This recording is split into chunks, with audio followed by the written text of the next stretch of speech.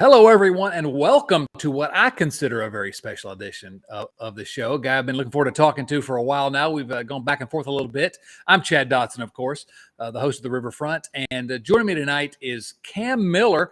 Most of you probably know Cam if you are around the Reds online. Um, I can't imagine that you're not familiar with Cam. At Cam Miller Films on Twitter and Cam Miller Films on YouTube. Cam, thanks for joining us tonight, man. Really good to talk to you. My friend, it's an absolute pleasure and an honor to be with you this evening.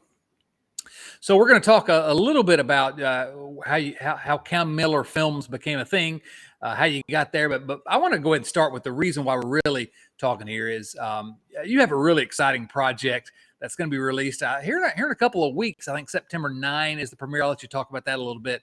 But it's your latest documentary film, and it's about something that's near and dear to my heart, to yours as well, and to many of the listeners of this show, which is actually called The Riverfront for a reason.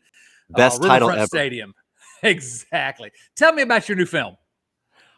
Okay, so I was working on a film for the Reds Hall of Fame, actually several films, but one was going to be called Finley and Western, which it still will be called Finley and Western when I finish it. We were knee deep in that. It's going to be about, where Crosley Field, Redland Field, Palace of the Fans was located. But we took a U-turn when we realized that it's been 20 years since we lost the old gal. And Riverfront, as you said before, it's just a special place. And I started thinking, it's like, I've got all this research we were going to do for Riverfront Film later. Let's push that up until now. So I completely changed gears, started working on Riverfront. I had most of the research done, so that was fantastic. I just kind of had to put it in order. It's like a puzzle, you have to put these pieces together. And we started a few months ago, and it has been a complete and utter whirlwind to try to get this finished. Of course, the film, if it was up to me, it would be a Netflix streaming series, probably 12 parts. It would be 3 hours long. It would be Ken Burns-esque, but we don't have that kind of time. But I will say that the Riverfront film will be a book. I'm doing it backwards. So I'm doing Riverfront, the film first, then the book later. It's usually the other way around. But I cannot wait. It's 30 minutes. It's going to be September 9th. And I can tell you that it is officially sold out. So the premiere has been sold out a couple days. The theater, Jeff Wyler Family Theater at the Hall of Fame, sold out for September 9th. But we will show it online at some point down the road, free for everybody to see. So I'm really looking forward to it, my man. Oh, that's exciting. Yeah, at the theater at the Reds Hall of Fame, September 9th, the grand premiere. And what a subject for, I don't know. I'm biased, obviously, because my formative years of being a Reds fan are all centered around that big hunk of concrete down by the river. And so I'm excited just to kind of relive the magic of that place. And maybe some fans today don't quite understand what I mean about the magic of that place. But you agree with me, right? It was magical.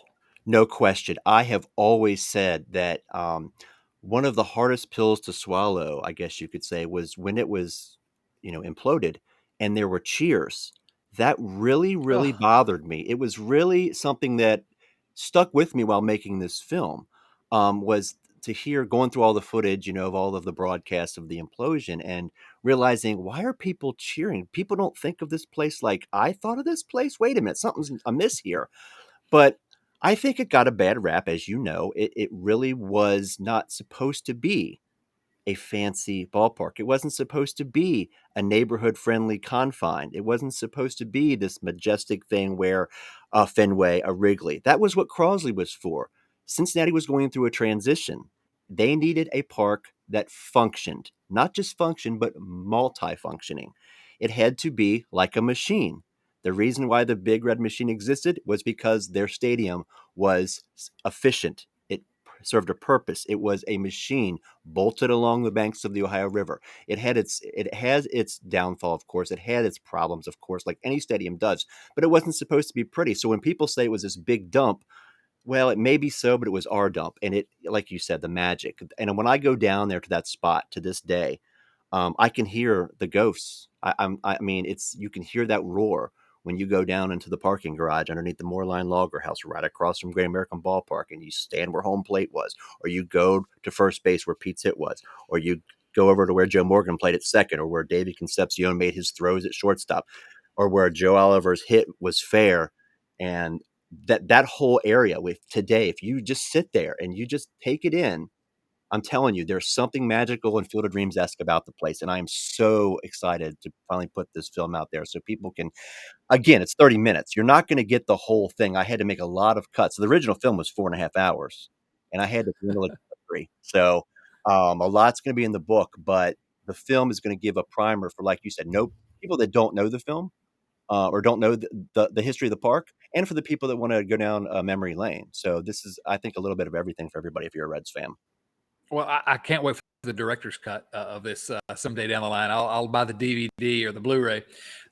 Just like you said, the book and the film are kind of in reverse order. I want to start a little bit in reverse order because I do want to talk about the first time I saw the place and the first time you saw the place. But I want to begin actually somewhere different. The last time I was there, because if you recall, they had some ridiculous name that I refused to acknowledge at the time. They changed the name of the stadium, but it's always Riverfront Stadium to me. But you know, the last year they put real grass down. They opened up the left field out there as they were building the new stadium, because there was a little bit of an overlap. And I remember distinctly walking in and sitting there and kind of taking in a game. They're playing against the Houston Astros. I remember the game. And I'm thinking, why are we moving from this place? This place is glorious. It's the best it's ever looked. It's why in the world are we? And I love Great American Ballpark. Great American Ballpark is underrated. It's gorgeous. I love being there.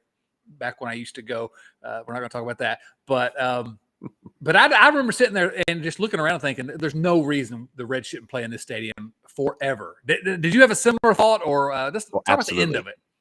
Yeah, you're absolutely correct. The end of it was so traumatic because you knew it was coming. You knew that day was going to, whether they were going to be a Broadway at Commons or whether they're going to be a Great American or whether they were going to go across the river in Northern Kentucky, or whether they were going to go up by Kings Island, wherever, all the places they had talked about. Once you saw how that place could be if it was spruced up, there was so much potential there. And I really was hoping against hope that they would say, well, you know what? This isn't so bad. That wasn't going to happen because, of course, new stadium is what everybody wanted. You got to have that new shiny thing to get those new shiny free agents and get that new shining pitching staff that never arrived. It was such a terrible, terrible decision in my aspect to do that. But I understand the business sense of it. I understand why they did it. But you're absolutely right. When you got to see out into the river, imagine, if you will, if that ballpark cut away like it was, grass put in, if they would have built things out there where Great American Ballpark was. You could put some old warehouse-esque looking buildings where the Reds Hall of Fame could have been. You could have put some sky rises where you could have got an apartment kind of like Wrigley where you could have looked in. Plus, you've got that shot of the river and the bridges. Just so much potential to have a view that would have been like Pittsburgh, PNC Park, which is what I think of as one of the best stadiums I've ever been to. Just an outstanding stadium. Aesthetically, the view. They had that opportunity. And of course, that's not the way Cincinnati works, unfortunately. But you're absolutely right. I really, really had hoped against hope that they would have, at least consider it. But under Marge's regime, that wasn't going to happen. So no, and again, Great American Ballpark. I love Great American Ballpark, and they did a good job with it. But I don't know. You always remember your first. Yes, indeed. In a special way. So I remember the first time I walked in. And it's it's absolutely cliche. I've heard people say it a million times, but I distinctly remember walking in and going through, through one of the whatever they're called there. But when you first got to see the green, the portal, when you go through that portal, yep, yes, and the first time I saw that field, and yes, it was AstroTurf. Yes, it was. Not grass out there, but it was the greenest green I'd ever seen. And I was, I was a kid who was obsessed with baseball. And I remember thinking, it's just, you mentioned Field of Dreams earlier, but it's kind of that gooey Field of Dreams, like, I was overcome a little bit. And I remember it to this day. And so did you have a similar first experience? Oh, absolutely. I was recently actually informed that my first game was the 1975 World Series. I was but a year and a half old, and my parents, I sat on my mom's lap, which I had no idea because she'd always said, "Oh, you were at a Reds game." But I did the math. I'm like, okay, mom, you're mistaking me for one of my brothers. It couldn't have been me. But then she said, no, you were 1.5. You had a little Reds outfit. I've posted the picture on Twitter a few times. So that was my first game. Obviously, don't remember that, but I remember distinctly being at a game in 1978. I was 4 years old. My dad took us. It was August. Um, I don't remember who won. I don't remember who got hits, if whether Pete did, whether Davey did, or if there was a great play. I remember the smell, the cigars. I remember going up the escalator, and then once you reach the top, and then hearing the repetitive, voiceovers of "Welcome to Riverfront Stadium," and stepping on the squishy concrete joiners as you walk towards the gate, and then you get inside the gate, and all of these people are going in their separate directions. It's like a little town within a town, and then you reach the portal and you walk out. And I was in the red seats, and you go through that portal, and the first time your eyes ever see that beautiful green AstroTurf, it takes your breath away. I don't care if you're 4 years old or 80 years old. There's something magical about that. And seeing all of the colors, the red, the yellow, the green, the blue, the seats, it's just so magical. And it was a very Roman Colosseum-esque look. It was so big. You had never seen anything that big in your life. And there was going to be a battle on that field. And I remember everything about that. Not the score, not who made great plays. The baseball game was secondary. It was the scoreboard. It was my dad telling me what was going on, and this is how you keep score. It was the hot dogs. It was the stale beer. It was everything about it with sensory overload. I think that's missing today because when you go into a ballpark today like Great American, and again, no offense to ballparks like Great American or any major league ballpark, but there was something magical about those old ballparks where when you first walk into them and it's your first, you realize where you're at. You don't have a million things going on. You're focusing on batting practice. You're focusing on what the grounds crew's doing. You're looking around at all the people in their hats and writing in their scorebooks as the lineup is announced. Now, when you go in, there's 85 million contests going on. There's 75 million things on the scoreboard to tell you what to do, where to go. And there's just so much going on with your sensories that you can't soak in the important things. And I think that's something that's missed in the game today. But the stadium was a big part of that because, again, going back to what I said earlier, it was for function. And when you walked in there, you knew that something was going to happen on that field. It was going to be a battle, and you were just soaked in. And I will never forget it. It's one of my greatest memories of my life. Yeah, for some reason last night I ran across a photo. You reminded me of it just a moment ago and I sent it to my daughter and my wife. It was her when she was 6 months old. Her first game wearing her little Reds outfit, and Yeah, we were at right. Great American Ballpark, of course. Mhm. But I don't know that she's going to have the same relationship to Great American. Now, my first time, I've told the story many times. I don't need to go too far into it here. As long-time listeners of the show will know, my first time, of course, it was 83. Johnny Bench. I was 8 years old. Johnny Bench's last season, and all I wanted to do was see this guy that all the adults in my life have been talking about my entire life, Johnny Bench. And he was playing third base at the time. And of course, Wayne Krenchicki started instead of him. So, but, and I always tell that story as like a crushing blow to an 8-year-old. And it was, but the fact of the matter is that day is still stuck in my memory because there was a big rain delay. So we were at the ballpark for like 5 hours. I remember sitting up on one of the ramps that go up to the next level and eating peanuts and during the rain delay. Me and I had a cousin with us. My brother was with me, and just I don't know. It was like an amusement park to me. I'd never seen anything like that, and I just I remember it like it was yesterday. The smells you mentioned, I remember just sitting and yes, I know you look at pictures of it, or even if you were there, it was not the bright shiny thing. It was not I don't know. It wasn't necessarily easy on the eyes as it aged a little bit, but I don't know. A lot of it is wrapped up in my nostalgia for how much I love baseball, but I don't know. It was, I keep wanting to use the term magical, and it sounds ridiculous probably to someone who didn't experience it, but that's the way it feels to me to this day. You're absolutely right. And the people will say, oh, you're being nostalgic. You only like it because it was your first place. I'm telling you, there was a magic there that just, it just surrounded you. And there was something about it that I'm sure the fans in Atlanta, Fulton County, and Philadelphia at Veterans Stadium, I'm sure that those fans have that same feeling.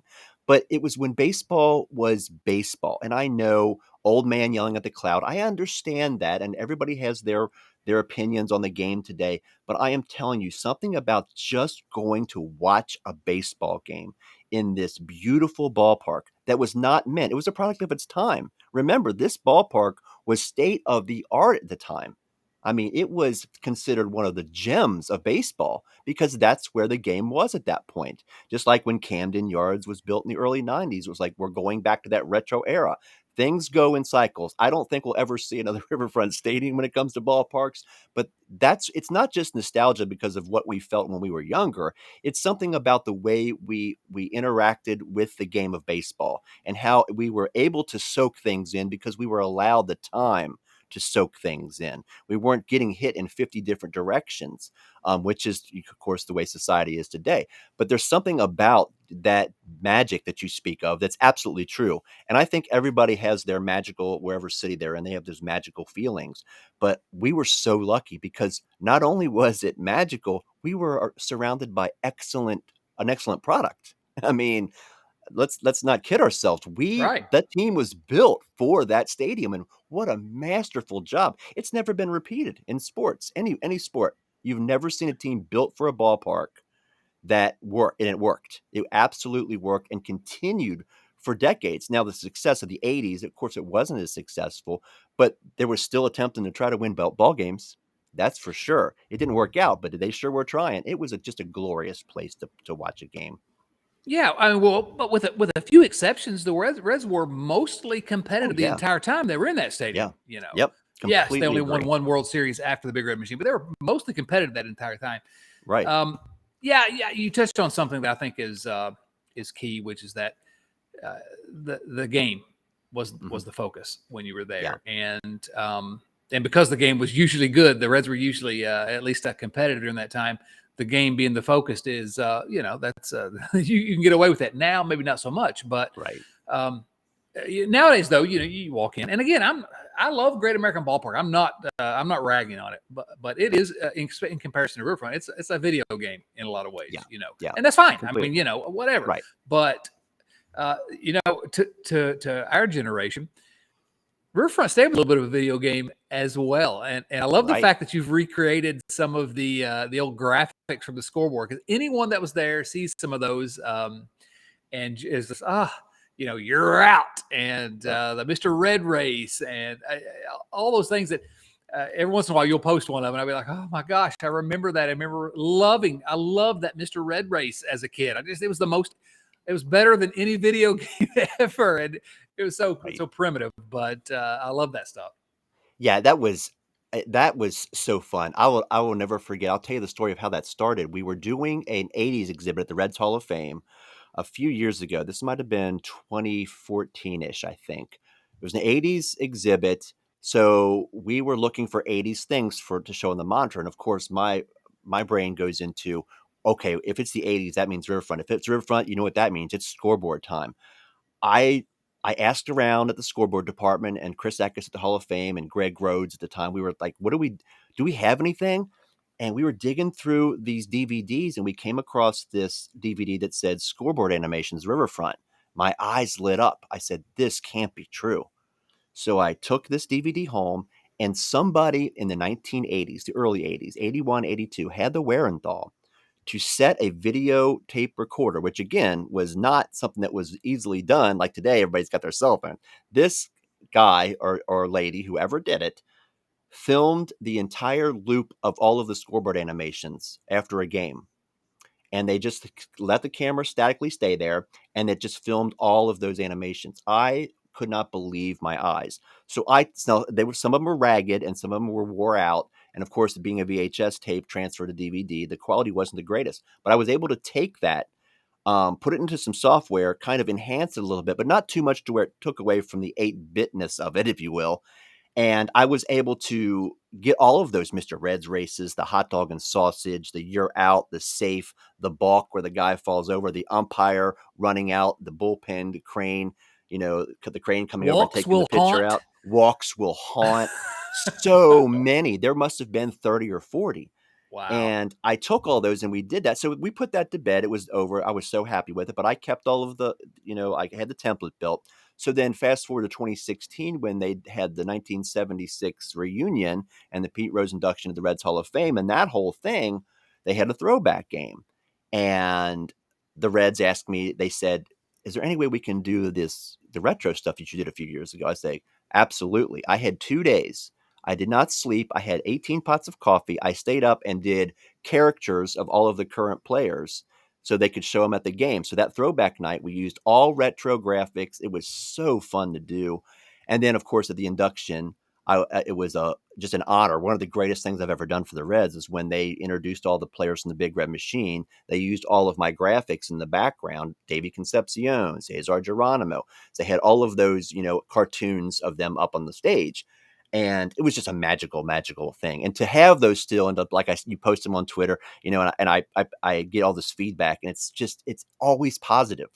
Twitter can be a cesspool, as you know, but it's Yes. always positive. It's always, I remember my dad and I betting on that, a sucker or a pop or Big League Chew or whatever it was, if number 3 won, or when you would hear, the charging bull when they would yell charge and then the trumpet would play.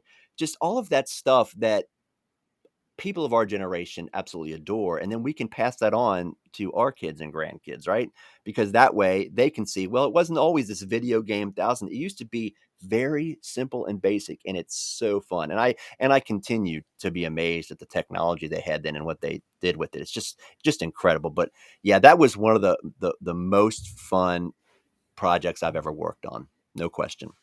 Yeah, fantastic. Now, you mentioned something earlier, and you beat me to it. 'Cause this is the one thing that I really wanted to talk about more than anything about Riverfront Stadium, because every time I mention, you mentioned Twitter as well, because ever so often I will just go on a nostalgia kick about Riverfront. I'll mention Riverfront, and my mentions start getting flooded by people who remember it the way we remembered it. And that's one of the fun things about Twitter. One of the very few fun things is getting a chance to reminisce with Reds fans about that place.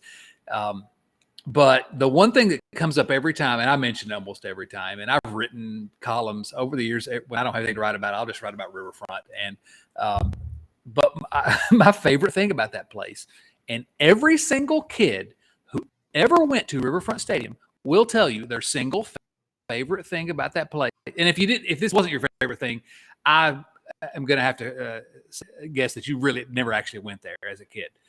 Those rubber expansion joints outside the stadium on the concourse. Just, I remember what is this? My first time there, and me and my brother, we jump on them, and every single time you go to a game after that, you have to step on those things. I don't know why. I don't know what I loved about them. I don't know what everybody loved about them, but everyone has this similar memory of those rubber expansion joints outside the stadium. It's the dumbest thing, but it's burned into my brain at this point. Right. It's so funny because it's the same for me. I was putting this documentary together and I was talking to some people, and you're going to mention the joints, right? The rubber. Yeah, I'm going to mention. So what about the joints? And then 2 days later, so you're going to talk about, it's nothing to do with it's the most basic construction thing ever. But I think what it was, I tried to figure it out. Like, why is this such a big deal? Well, Riverfront had such a huge plaza. You got to remember the stadium was built at the time on the world's largest parking garage. I mean, it was the world's largest parking garage, the building, the structure. Nowhere in the world could you find something that big, 4,500 cars, whatever it was. So you had this giant concrete structure that had never been constructed something like that before. So of course they had to use, sometimes you see joints in highways and they're real skinny and small, little rubber, joints, and you'll see them in some sidewalks in bigger cities. But these were pretty big size because you could get your little size 6, whatever, when you were a kid, foot on them, and you would jump on them and bounce like it was a romper room. There's something about that you couldn't see that anywhere else. You weren't going to go down to the playground and get that experience. You were going to go downtown to the Skywalk and get that experience. Only at the Plaza at Riverfront could you. And you're right, it was the craziest, weirdest thing, but everybody remembers that. I remember it. I remember bouncing on everyone. And I had a thing with my brothers where we would jump on one, they would race to the next one, jump on the other one. It became a game. It was like something that you couldn't wait for the game to be over so you could go play on the expansion joints. There was something about it. You're absolutely right, my friend. I agree. The kids, and we have some frankly kids, to me anyway, that are longtime dedicated listeners to the show, but they're probably thinking, what in the world are these guys talking about? A rubber expansion? I think back to the stadium opened halfway through 1970, the 1970 season, and so we are now more than half a century past that point. And I think back to when they were building it, they designed it, and I imagine a conversation in some room somewhere where they're thinking, man, in more than 50 years from now, somebody's probably going to do a documentary about the stadium. What are the things that these yahoos are going to talk about? What's going to be memorable about the stadium? And here we are talking about something that no one ever would have guessed. These expansion joints. Exactly. 50 plus years later, it's not about the majestic, the Roman Colosseum, how it looked, or how the biggest parking garage and the AstroTurf covered the whole field. The first time in baseball had ever been done. The first World Series to be played on AstroTurf's Riverfront. We're talking about expansion joints. It's like the old, what's that? Allen Iverson. We're talking about practice. We're talking about expansion joints. I love it. I don't know. Just something else that was great about. I've never been to a stadium where it's easier to get in and out. Exactly.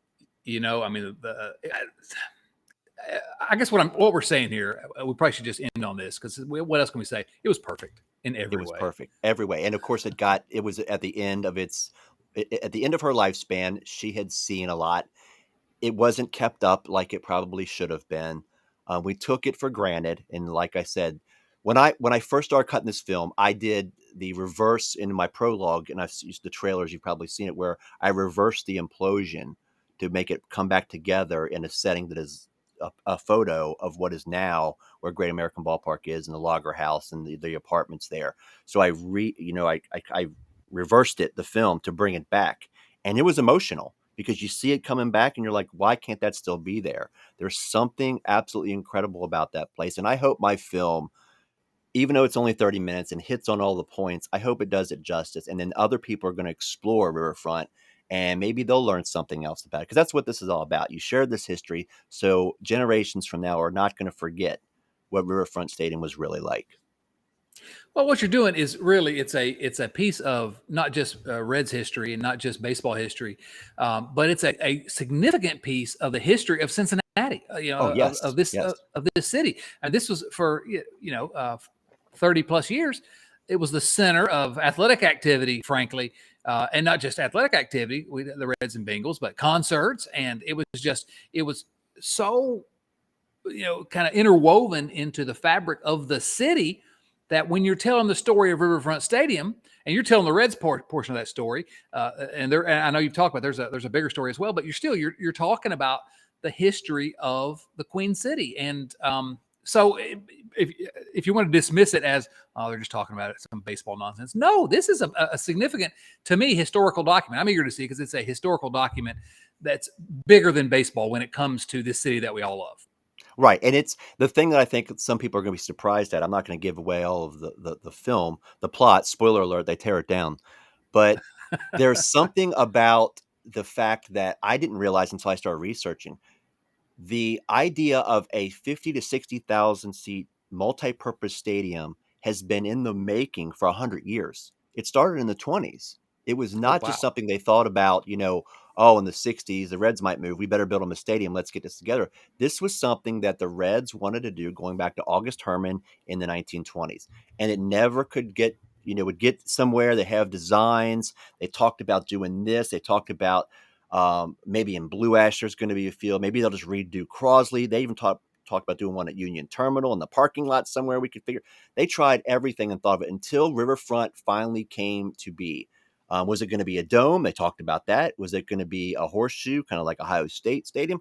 They talked about that. But eventually, believe it or not, Cincinnati got something done, and they got it done right. It was an absolute masterpiece because, like you said, function that you could get in and you could get out. You could walk from downtown at an eatery or establishment, have a few drinks, walk across that bridge to a ball game, go back to your car. So easy.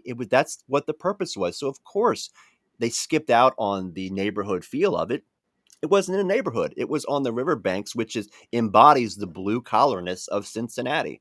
Just an absolute splendid, splendid piece of history. And I hope that, like I said, I hope I do it justice. I really do. And that this film, even though it's only 30 minutes, you're going to learn something from it. And then you're going to go read about, oh, well, this happened. I need to read more about this. And then it goes on and on and on. And we just keep talking about it, because I think it's important that we keep this in our minds and in our memories forever. Yeah, absolutely, absolutely. Keep it. Again, it's a historical document. I can't wait to be Right. entertained by it, and it's going to be entertaining. But it's a historical document, frankly, Right. that's going to help educate future generations. Now, we've talked about the expansion joints. We've talked about the glorious green turf. We've talked about all the things that we love about this place. But we have not touched on these, probably, let's be honest, the single greatest thing that ever happened. I mean, you can talk about the Big Red Machine if you want. We can talk about the 1990 Reds. We can talk about Pete and Johnny and Joe Morgan and all the greats, Barry Larkin. But the single greatest thing that ever happened in that stadium was a Reds-related event, and it happened more than once. And it was this. It was Farmers Night. Farmers Night, the best. Bring back Farmers Night. Are you Please. kidding me? It's so entertaining to see these guys that most of them have never been that close to a cow except in a storybook that their mom and dad's read them. It was so entertaining. I was only able to go to a few. Were you able to go to any? Do you remember any?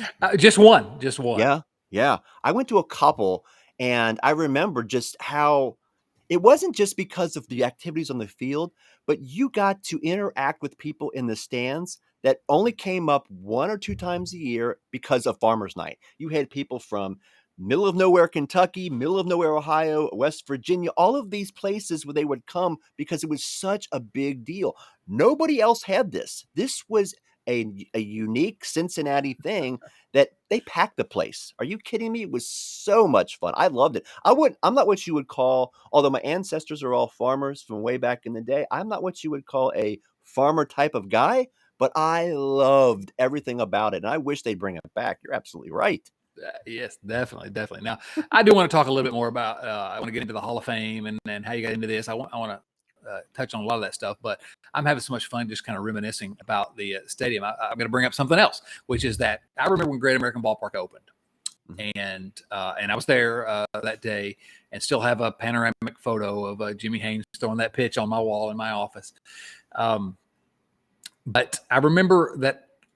Adoring the place, absolutely loved it. I thought, it's gorgeous. You know, this is they did it right, but being extremely disappointed by one thing, which is that the field level seats weren't blue, and they were green and yellow and the red seats. Everyone knows when you say the red seats, everyone of a certain generation knows what you're talking about. And top 6, you know, we used to get top 6 tickets, you know, and I don't know why we went away from that. What a great way to, you know, I've got blue seat tickets, you know, It was hey, I've unique, got tickets. right?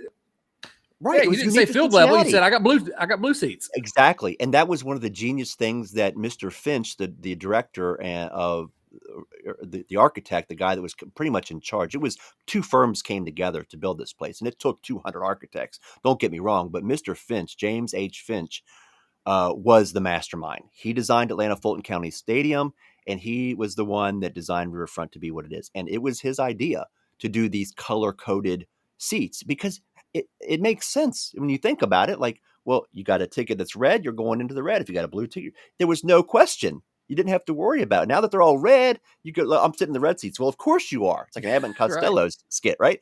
I don't understand why, because you could have, they did all of those things that Crosley Terrace, right? They all these nods to history of Crosley Field, but they really skimped out, I think, on the Riverfront experience. And you could have easily done that. I know it's not pleasing to look at if you're just thinking in terms of how a stadium looks and, well, they should all be red because of the Cincinnati Reds. What, of course, but there's something about that, knowing where you're going to sit and just looking at it from an overhead shot. Can you imagine today, Great American Ballpark, and looking down when they got one of those helicopter flybys and seeing all of those different color seats? It'd be amazing. Again, people probably that didn't experience it think that we're insane, but there's something Right. to it. And the, you know, the well, I'm trying to think of the right term, but the scariest people on earth were hired to be ushers at the blue seats. Yeah. Oh, yeah. I was terrified as a child of those ushers who you did. And that's another thing. When I mentioned it on Twitter, everybody talks about the expansion units, but everyone also wants to mention those ushers that would, guard the blue seats to the death. It seems like another common experience. Yeah. Oh, of course. Like there had to be some kind of training for that. Like you had to be over 60. You had to not have a fondness for people, just in general, because they were doing their jobs. And of course, as we get older, the old crotchety guy that we all had that experience, but there was something about it. And I've talked to people that went to Riverfront that were from other stadiums, and they said, no, you guys, I don't know who you hired to do that, but they laid down the law. You were not getting in there unless you absolutely had the right identification. That's just the way it was. No doubt about it. No doubt about it. Now, so how long have you been with the Reds Hall of Fame, Cam? I started as and I say this all the time, a carny, because that's what I basically was. In 2004, of course, you have to remember that the Reds Hall of Fame started out opening day 2005, but they had a event that previous November of 04, and it was a gala to, kind of get people to talk about it. It was for the big wigs, of course. I've told this story a million times, but I walk in because it was my orientation. I wasn't paid that night. I was just, come on in, get a feel for the building. And they never told me what was going to happen. It's, we're having this gala, just come on down, you have a few drinks, kind of get familiar with the staff, and I'll introduce you to some people. So I'm like, okay, this sounds fine. I go in, I got my shirt, my tie, it's all, okay, this is going to be interesting. What's going to happen? I walk in the front door, and Ken Griffey Jr. and Sr. over here, and Geronimo's over here, and Joe Morgan's over here, and Sparky. It was like I had walked into the cornfield of Field of Dreams. And it was just, I had the expectation that this was going to happen every day. This is what happens at the Hall of Fame. These people are alive and they're living, breathing. This is insane. I can't believe this. Of course, I go home and I'm ecstatic. I cannot wait for opening day 05, and then opening day 05 comes. And of course, my job is going to be to pick up the baseballs and the speed pitch and tell the stories of the Big Red Machine and give the tours and kind of be the carny, step right this way, that type of thing. I loved it. And of course, opening day 05, my first day on the job is when Joe Randa hits the home run. And I'm like, how can you pack it was an amazing feeling. Like, how can I top this? And of course, the season was the season, but still, I got to be able to experience that moment in the Hall of Fame and high-fiving strangers on the plaza level there, where you walk out of the Hall of Fame, and it was just this great experience, and I loved it. Well, they had asked for me. They needed a film done in the 1919 exhibit, and I kind of raised my hand, in the classroom. I can do films. It's kind of what I do as a hobby. And they said, try it. And I stayed up all night. I made this Ed Roush film. It played in the exhibit. I was so honored. I mean, my film was going to be seen by hundreds and thousands of people throughout the season. They liked it. We started doing other projects. And then when cutbacks were made and things changed and the Castellinis took over, I became expendable. But the greatest thing was I started Cam Miller Films as my business in 06. And my number one client was the Reds. So I got to continue my relationship as, the guy that does the audio and visual for the Reds Hall of Fame, and sometimes for the Reds when need be. It's unbelievable. It's always a pinch me. Every day is a pinch me moment. Like 9-year-old Cam Miller outside throwing a ball against the wall, pretending like he's Barry Larkin. And then you get to make films and do things about your heroes in your hometown. It's just unbelievable. And I've been so lucky to be able to do what I do. And I get to create every single day. How many people can say that? I get the opportunity to not worry about the current status of what's going on. Of course, it bothers me as a fan, but I get to jump into the Big Red Machine. I get to jump into 1869. I get to play around in 1919 or 1882, the first year of the franchise, by the way. Let me not forget to say that. Not 1869. True. 1882. But it's so fun, and I love every second of it. So doing films like this, it's an amazing experience. And I've been doing it now since 05, 06. So I can't wait to do it another 20 years. It's just so much fun. Yeah. The current state of the team is what it is. And we've been dealing with that for a while. But one of the joys of being a Red, I mean, imagine if you were a Diamondbacks fan. You don't have 100 plus years of history. Right. Just 2 weeks ago, I think my column in the magazine was about the 1972 Reds, because I just wanted, Right. I wanted to talk about something that made me happy. And so we have so much of that to draw on. And so that's another reason why I'm thrilled for this new documentary. But the Reds Hall of Fame is, I've been to most Major League ballparks. I've been to arenas and stadiums for every other sport. I have been to what's considered to be the number one most state-of-the-art soccer stadium in the world. And never have I seen anything at any of these places that can match the Cincinnati Reds Hall of Fame and Museum. It is just the premier, for lovers of the Reds and the history of the Reds, it is the premier spot. And I go to it pretty much every year. And it never fails to give me something to think about, or to enjoy, or maybe it's a film, maybe it's, I don't know, just getting lost in the good times. But it's so well curated, and of course they were all very nice to me. You mentioned Chris Eckes when we did a signing or two at the for the book a couple years back. They've just been so gracious. But I don't know. I'm just if you've not been to the Reds Hall of Fame Museum, first of all, what are you waiting for? Go now, because it's an opportunity to kind of forget the nonsense that's happened on the field and in the ownership box, and go enjoy this team that we all love. For we each have our own reasons for loving it, but man, they do such a good job of celebrating and mixing it up, something new every year. So I'm a little jealous that you get to go down there all the time. That's it seems like a great way to spend your time.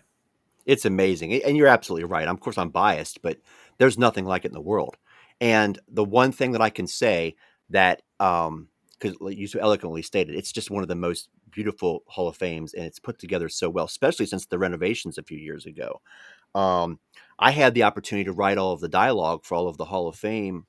When you go in and you touch the plaque and the thing comes up, I got to write all of those bios. And I Oh, wow. remember originally it was going to be Al Michaels that read all those, but a scheduling conflict came up so that he couldn't do it. But I was writing that with the knowledge of thinking Al Michaels is doing this. So can you imagine? I'm sitting in my dining room, my laptop, like Bid McPhee, 1882, and thinking, and I'm saying it in Al Michaels' voice in my head. Of course, it didn't work out, and I love Joel Van Usen. He's awesome. I love him. He's such a class act. But Al Michaels was going to do it. I was so disappointed, but it's such a great Hall of Fame, and I have been so thankful that I've had the opportunity to work with them. And there's always going to be some great project down the line. But you're absolutely right. I mean, I remember when I first started there, Jerry Jones came in to look at the place, Dallas Cowboys owner, and he wanted to do something. Oh, really? Yeah, he was like, he was getting ideas. I don't think anything ever come up because nobody's going to get a Hall of Fame. The Cardinals don't have one like this. The Cubs, the Dodgers, the Yankees don't have one like this. There's nobody. And it's amazing to me that some people still have not been there. Like, oh yeah, I passed by it. I'm at the game. It will be worth your while. It's not just about the Big Red Machine. It's not just about the 1990 team. It's not just about 1919. And some people don't want to go all the way back into history. I understand that, but there will be something there for you. There'll be something there, some random player that you'll see a baseball card of, or a glove, or an artifact of spikes. Just something so unbelievable that's going to trigger something. And you're going to be like, oh, I remember that. And it's going to bring tears of joy to you because you're going to go back to when you were 9 or 10 years old and you went to Riverfront Stadium or Great American Ballpark if you're a little bit younger. There's something there for everybody. And that's what's so great about it. They don't just focus on, the Big Red Machine or what have you. They have such a great, they encompass everything. And you're right. It's just so fantastic. And we are so lucky. So yeah, you're right. Please go to the Hall of Fame if you've not been there. Well, and if you have been there, new exhibits every year. I mean, they do such a great job of kind of keeping it fresh. And listen, they're not paying me to say this. I'm a legit huge fan of that because, again, I've been everywhere. I've never seen anyone. My brother went down to the new Braves Stadium a couple years ago. He's like, oh, they got this great area, with the World Series trophies and the Hall of Fame or whatever. I said, oh, I look forward to seeing that. So I happened to be down there. So I thought, I'll go to the stadium, and it's just like a little. It's a corner. room. Yeah, it's just most nothing. of them that have that. Most of the teams that have Hall of Fames, and they say we have a Hall of Fame. Do you understand? We have 2 floors, and we would have 3, but we have offices in the middle. So the first floor is incredible with a theater that looks like Palace of the Fans. Are you kidding me? And then you go up to the top, and it's just another. It encompasses everything. with statues and replicas of Johnny Bench. And it's such an amazing place. I love that everybody has their little rooms for their little trophies. That's great. Congratulations. But there's nothing like the Cincinnati Reds Hall of Fame Museum. They have never skimped out on anything. They go above and beyond for every single thing that they put out. It's so, I love the relationship I have with them. And, I hope to keep continuing, because you're right. It's not about what's going on now. It's about loving the history that we have of baseball in this town, because it all started here. Yeah. That's why I couldn't go anywhere if I wanted to. Yeah, the Yankees. I went to Yankee Stadium. All the history they've got. It's a great little room they've got.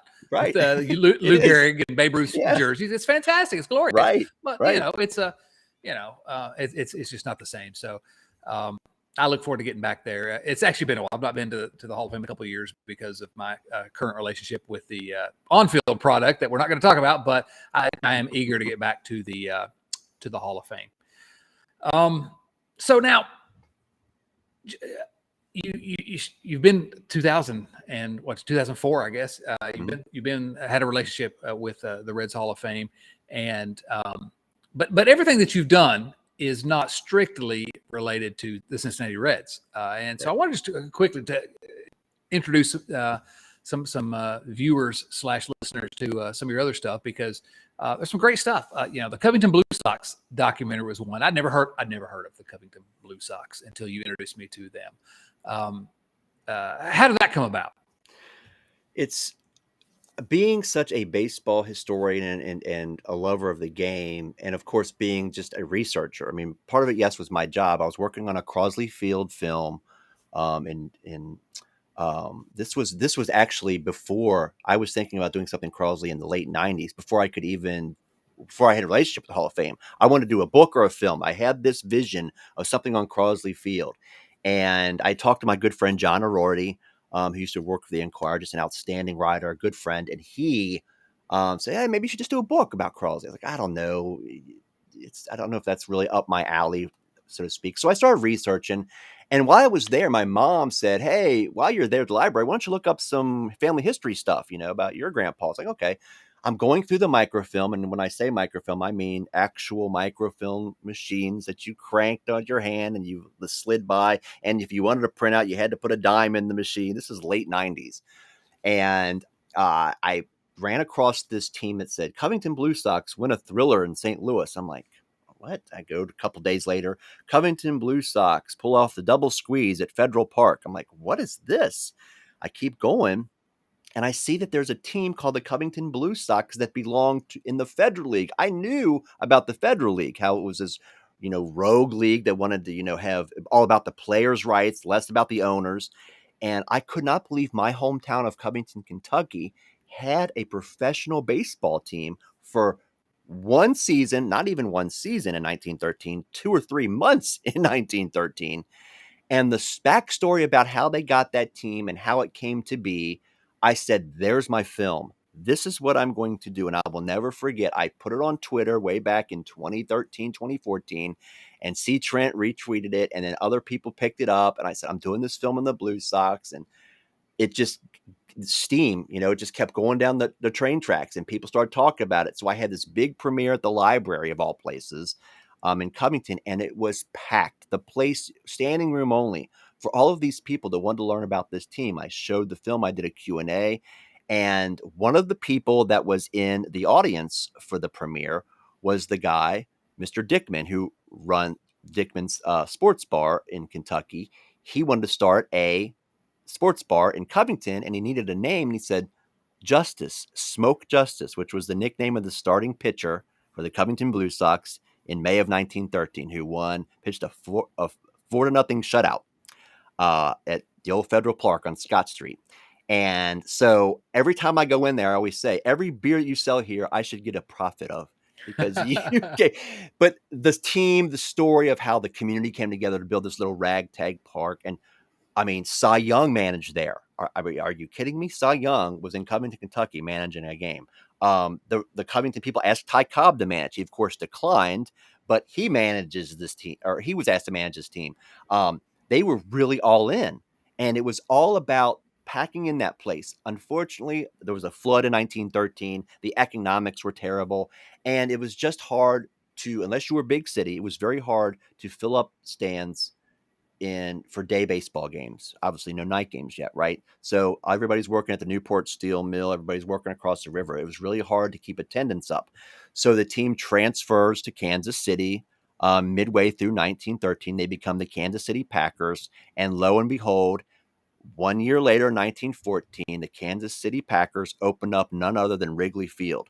And a few years ago, there was a throwback game where for the 100th anniversary of Wrigley Field, and they had the Chicago Cubs wearing 1914 uniforms, and I think it was the Arizona Diamondbacks, if I'm not mistaken, were wearing 1914 Kansas City Packers. We were one season away from them playing the Covington Blue Sox in that throwback game. And Wow. believe me, I thought about that. Like, oh, we were so close. But just a nice little slice of history here that nobody knew about. It was like, oh, I never knew that. And then people now they sell merchandise, and I have a Blue Sox bat in my office here. They had a throwback game for the Florence Yalls, the independent minor league team in Florence, Kentucky. They had a throwback Covington Blue Sox night where they wore jerseys. It's just so neat to see. When all I did was go through the microfilm and find this little blurb about Covington, and it became all of this. And it really kind of jump-started my career to think outside the Reds, to do other teams, and to focus on other things. I've been talking to other professional baseball teams about their scoreboards and how they can do retro nights and maybe some of the old graphics. So I can't wait to dive into some of those old Pittsburgh Pirate ones, Detroit Tigers, Philadelphia Veterans Stadium. I'm looking forward to working with those guys. So it's just, again, I can't believe I'm so lucky to do what I do. And even when it's discovering little obscure 100-year-old baseball teams that nobody knew about, I love it. And the Covington Blue Sox documentary, along with all the other work, the Riverfront graphics, all that, you can see all Cam's YouTube page, Cam Miller Films. Right. So go watch that. Absolutely, it was a delight. Now, before we get out of here, I heard you tell this story on another podcast. It was on Mo Egger's fine podcast, but I wanted to ask you about it here because I think it kind of encapsulates some of what we're talking about just in terms of why we still love this organization. And you evidently gave a tour of the Reds Hall of Fame to a certain legend of the sports world. And I'm not talking about Jerry Jones. Why don't you tell us about that if you don't mind? Absolutely. So I'm at the front desk at the Hall of Fame, and it's one of those slow days, and not much going on. It was the end of the season, kind of later in the summer, and it was like the team was out of it. But you're still, you have to still go to work. You have to show up in case you get this big influx of people that want to come to the Reds Hall of Fame on an August, night. And lo and behold, I'm sitting there with a couple of coworkers, and unannounced through the front door, the great one, Mr. Wayne Gretzky and his family, walks through the door. No security, just walks through the door. And we're stumbling over each other to try to get to do the tour. We're jumping over the desk. We're knocking each other down. It was like a comedy, old silent movie comedy. We're Charlie Chaplin, if you will. And we're running and we're trying to, and I win. I happen to be a little bit better shape than I am in now. And I get up front there and I'm Mr. Gretzky right this way. And I'm showing off. I'm like, as you can see, Mr. Gretzky over here, and he's taking it all in. His family, not as enthused about the history of the Reds. They go off to the gift shop to spend money on all of their, Reds gear at the time. And I am pointing out every detail I can. A crowd starts forming around, and I'm walking him through, and I'm like, as you can see over here, it's the championship trophy, 1975. And oh, wait, Mr. Gretzky, did you know that in 76, they won it again? They beat the Yankees. They swept them. And I'm showing him all these great things. And then at the end, this was when the Hall of Fame had the plaques hanging. I keep using Field of Dreams, but it's true. When you went to that Hall of Fame room and you heard the montage of radio calls coming from above, almost from heaven, and you see these plaques hanging in the middle with these very thin wires. So it looks like they're just floating, and you're walking through them, and it's magical, to use the term that we used earlier. And it's so incredible. And he stops dead in his tracks, and he starts walking around and reading every single plaque, 2 or 3 paragraphs on each player in the Reds Hall of Fame. And he stops at each one and he's looking, and I'm just looking at my watch. Okay, he's going to look at a couple more and he's out of here. He looks at every single one. And I'm like, well, Mr. Gretzky, I kind of want to, this is fine. But as you can see over here, here's a bat where Pete got his 3,000th hit. He absolutely and unequivocally stops me from talking, which people have been trying to do for 48 years now. And he says, that's all great, Cam. That's cool. But these people here, Bid McPhee, Ted Glazewski, all of these guys, that the Joe Nuxalls of the world, Frank Robinson, all of these individual players made that. I want to know their story. And he said that, and I could feel my chest. There was this ache, like, he doesn't want to hear my story about Pete's bat. What do you mean? He put me in my place, and it was the greatest thing that could ever happen to this old historian, is for the greatest hockey player arguably ever to sit there with no agenda. There was no agenda here. It was just, I want to go see this Reds Hall of Fame. He was in town for an event. He was in there for an hour and a half, 2 hours, and looked at everything, especially that Hall of Fame room. He took his time, didn't have a cell phone camera out taking selfies with people. He was laser focused on reading the bios of every player that was enshrined in the Hall of Fame that made Cincinnati baseball what it is. And I remember I used to take the tank bus in Northern Kentucky, if you know, but that's the bus that goes around Cincinnati, Northern Kentucky. And so I didn't have to pay to park. I would take that back, home. I lived in Latonia at the time, Latonia, Kentucky. It was about 15, 20-minute bus ride. And I sat in the back of that bus. And it was the saddest thing. It was like out of a movie. You're sitting there and I can hear the sad music playing over my head. I'm just sitting there, my head down. Like, I gave Wayne Gretzky a tour and he just didn't care. But the more I thought about it, and what he said made me realize, and it's shaped me as a filmmaker today, it's not always about the big red machine. It's not always about the greatness of Cincinnati baseball and how we put ourselves on this pedestal of being this and that. And, oh, look what we did. Every player came from somewhere and had a story, whether they're Frank Robinson, whether they're Bid McPhee, whether they're Dan Billardello. There's always somebody. They made a mark on somebody in Reds fandom.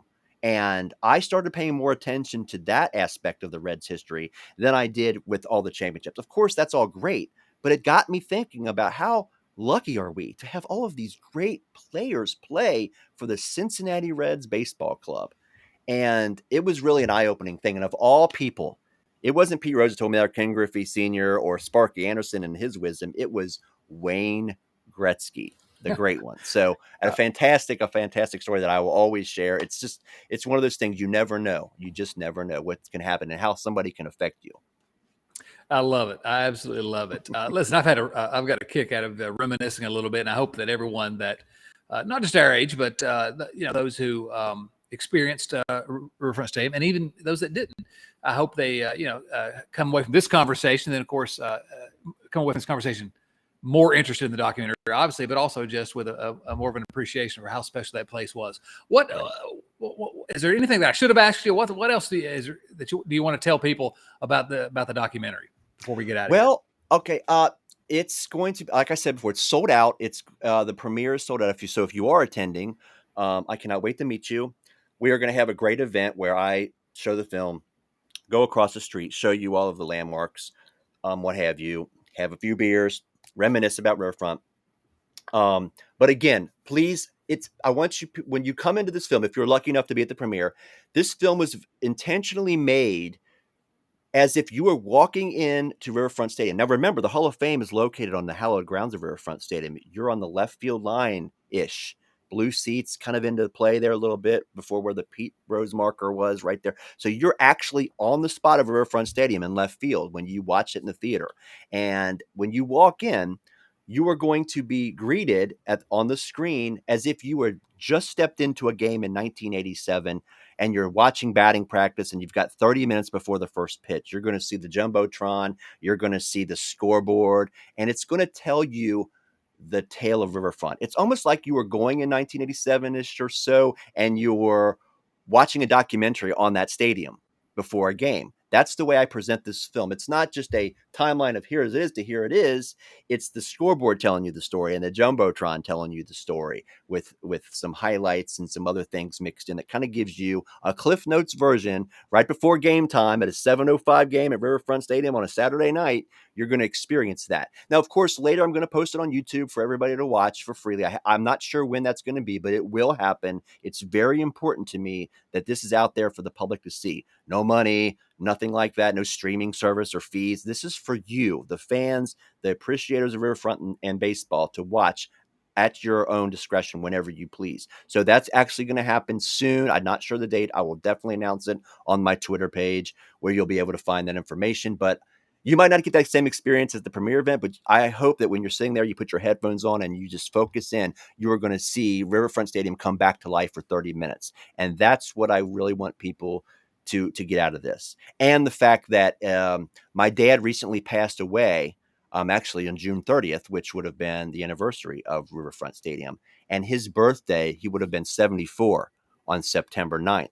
So my family's all going to come down, the first time I've seen them since it happened. So we're going to have this family emotional connection because he's the one that took me to Riverfront in the first place.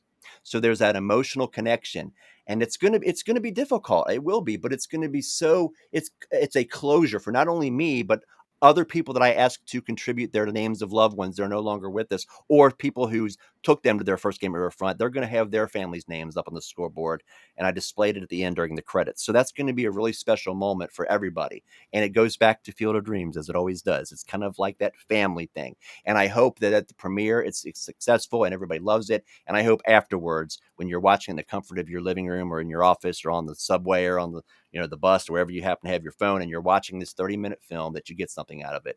And stay tuned for the book coming soon to a bookstore near you. Yeah, absolutely. Well, I'm sorry for your loss, but that is going to be an emotional night for It's so gonna be many tough. reasons. I think it's going to be a great night for you, though, Yes. in so many ways. And I'm excited for you to show this to the world. And I'm eager to see it. And I just listen. I've had such a blast talking to you tonight here, Cam, and obviously talking on Twitter often. Certainly, I encourage everyone to seek out Cam on Twitter, on YouTube, wherever wherever else you are. But